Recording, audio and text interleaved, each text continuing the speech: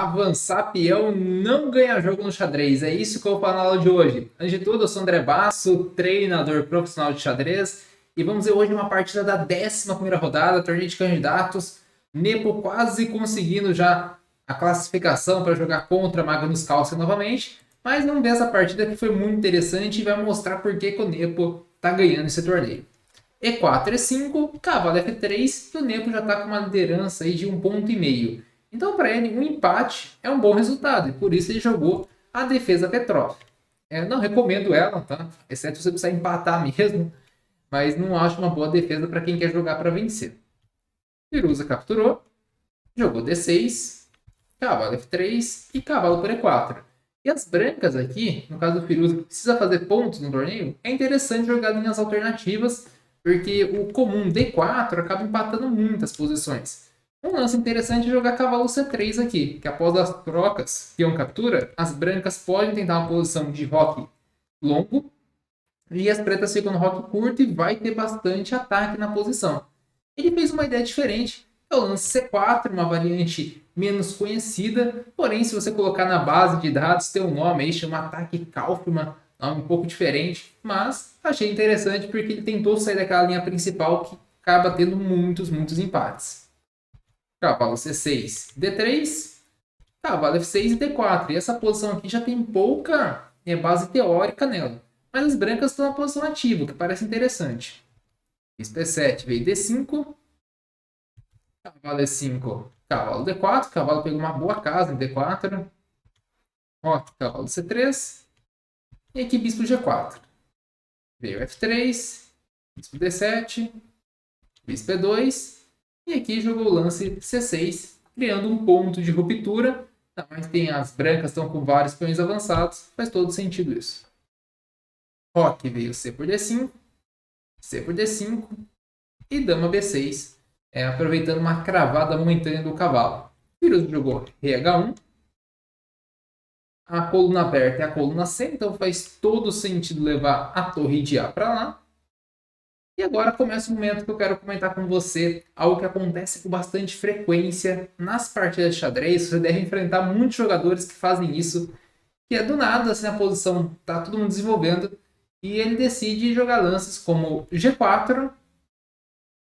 Aqui ele jogou H6. H6 é um lance difícil de fazer porque gera um ponto de contato na posição, mas ajuda a neutralizar o ataque das brancas nesse caso. Então é um lance difícil de ser feito, tá? Não é sempre que dá para jogar um H6, mas nesse caso deu. E veio aqui H4. E o Firuza vem aqui num ataque muito exagerado, muito rápido. Né? Você percebe que ele não está com a posição inteira completa, né? Você vê que a dama está na casa inicial, o bispo na casa inicial, torre em casa inicial.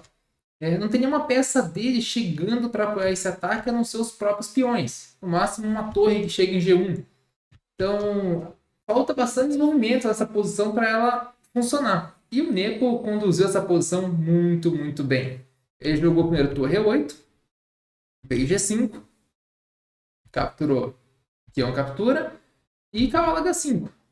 E depois de um lance como o G6, muitas vezes já consegue até consolidar a posição, segurar tudo.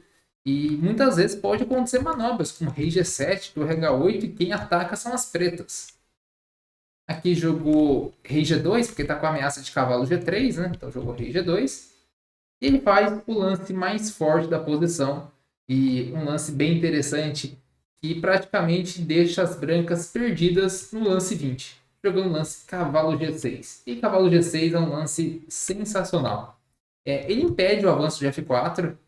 Essa é a ideia principal. Cria ameaças de cavalo F4 a todo momento.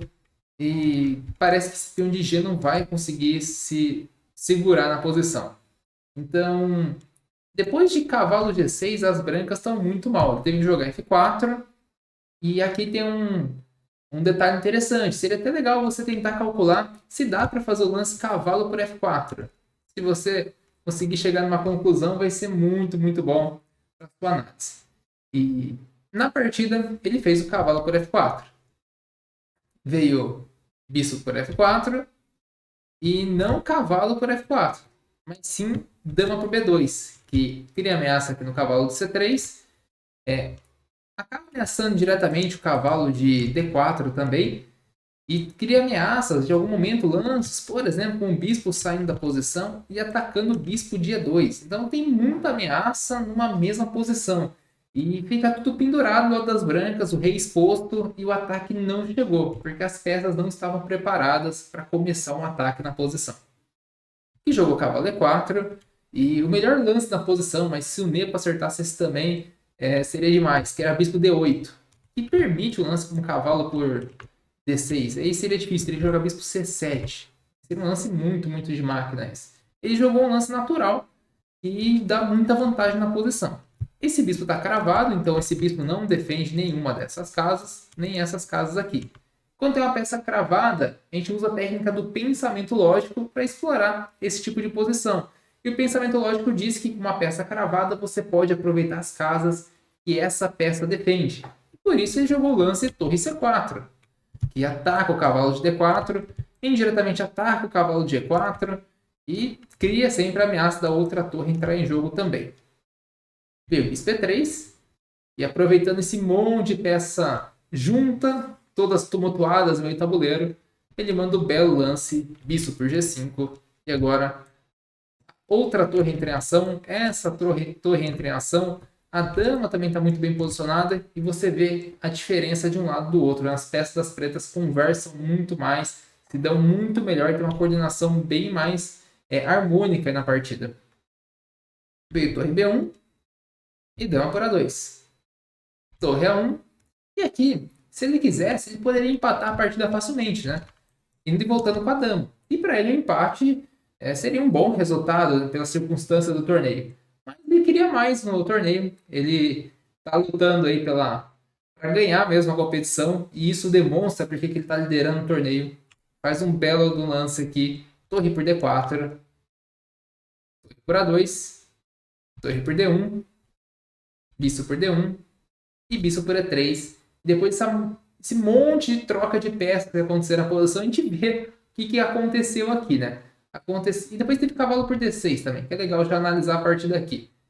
E temos essa posição. As pretas têm uma qualidade a menos, né?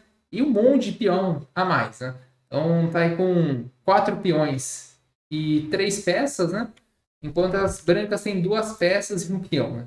Então, é até um pouco confuso de calcular a pontuação, né? Mas se for somar aquele ponto de peças brancas, é como se tivesse um peão a mais. Mas, na prática, é muito difícil jogar de... Quer dizer, as pretas têm um peão a mais, né? Mas na prática é muito difícil jogar essa posição, porque as peças das pretas estão bem coordenadas. As peças estão todas muito próximas, apontando na mesma direção. Essa torre pode entrar em jogo muito fácil e o cavalo entra em jogo muito fácil também. Em compensação, o jogo das brancas está muito desconexo. E isso vai atrapalhar. E a partida não durou muito depois disso. Veio torre 7. E aqui ele jogou bispo B3, que foi um lance ruim na posição. Chegou bispo C5.